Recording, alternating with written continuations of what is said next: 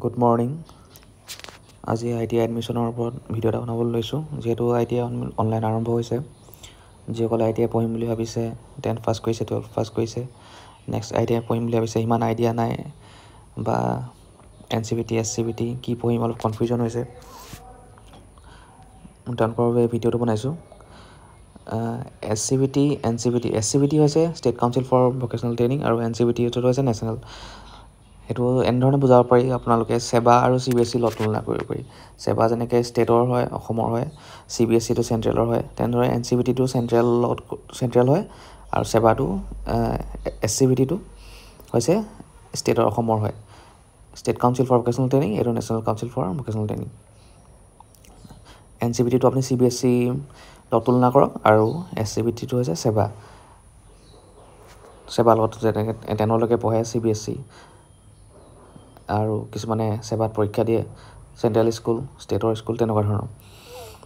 এতিয়া হৈছে মেইন কথাটো, যিহেতু এডমিশ্যনত বাবে বহুতে কনফিউজন হয় যে কোনটো ভাল হ'ব, চাকৰিৰ ক্ষেত্ৰত কোনটো ভাল হ'ব, কিবাকিবি। চাকৰিৰ ক্ষেত্ৰত তেনেকৈ আপোনালোকে একো প্ৰব্লেম নাপায়। সেৱা, NCVT, SCVT দুইটাকে একচেপ্ট কৰে, অইল হওক, ONGC হওক, একো তাত প্ৰব্লেম তেনেকৈ নাই।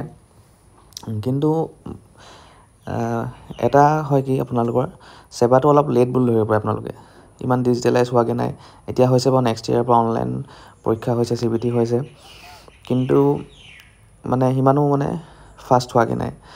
লাষ্ট প্ৰব্লেমটো ক'ত আহে লাষ্টত, NCVT হৈছে ফাৰ্ষ্ট 2 মাহৰ পাছত আপোনালোকে চাৰ্টিফিকেট অনলাইন পাই যাব লগালগ, একো টেনশ্যন নাই, 2 মাহৰ ভিতৰত আহি যায়, একো হেডেক নাই। ইয়াত প্ৰব্লেমটো কি হয় লাষ্টত, যেতিয়া যোনে চিৰিয়াছ কেণ্ডিডেট বা যাৰ বয়স হৈছে, ধৰি লওক চাকৰিটোৰ কাৰণে ITIটো কৰিব বিচাৰিছে সোনকালে, তেওঁলোকে যদি সেৱাত কৰে, SCVTত কৰে, SCVT যিহেতু লেট হৈ যায়, 6 মাহমান যদি লেট হৈ যায়, আৰু আপোনাৰ NCVTটো আপোনাৰ 2 মাহতে ৰিজাল্ট চাৰ্টিফিকেট অনলাইন পাই যাব। তেতিয়া কি হ'ব, যদি আপোনালোকে বোলে একেটাই বেটছক ধৰি লওক 25 চনতে সোমাইছে, তো আপোনালোকে SCVTখিনিয়ে চাৰ্টিফিকেটটো যদি অলপ লেটকৈ পায়, 6 মাহমান লেটকৈ পায়, আৰু ধৰি লওক NCVTয়ে পৰীক্ষা হোৱাৰ 2 মাহৰ ভিতৰত পাই গ'ল, 2 মাহৰ পাছত পাই গ'ল, তেনেস্থলত যদি এটা পোষ্ট ওলায়, অইল বা ONGC বা যিকোনো PSU হওক বা গভৰ্ণমেণ্ট ছেক্টৰতে হওক, যদি পোষ্ট ওলায়, তেতিয়া কি হ'ব, আপোনালোকে যিহেতু একে বেটছেই হওক, লাগিলে 25 বেটছৰ এডমিশ্যন লৈছে, 27ত ওলাওক বা এবছৰীয়া হ'লে 26ত ওলাব বা দুবছৰীয়া হ'লে 27ত ওলাব, যি ট্ৰেড নহওক, যদি পৰীক্ষা দিয়া 2 মাহৰ পাছত যিহেতু NCVTয়ে চাৰ্টিফিকেট পাই যাব, তাৰ পাছত যদি এডভাৰটাইজমেণ্ট ওলায় যিকোনো এটা, তেতিয়াহ'লে আপোনালোকৰ প্ৰব্লেমটো কি হ'ব, SCVTসকলে এপ্লাই কৰিব নোৱাৰিব, কাৰণ তেওঁলোকে চাৰ্টিফিকেটেই নাপাব। সেইটো কাৰণে আপোনালোকৰ NCVTটো লাভ হয়। যদি পাৰে পৰাপক্ষত আপোনালোকে NCVTটো ল'ব। NCVTত যিহেতু অলপ নেশ্যনেল লেভেল হৈ যায়, আৰু তাত চৰকাৰীবোৰ NCVT বেছিকৈ থাকে, তো পাবলৈ অলপ দিগদাৰ লাগে, মাৰ্কছ বেছি লাগে।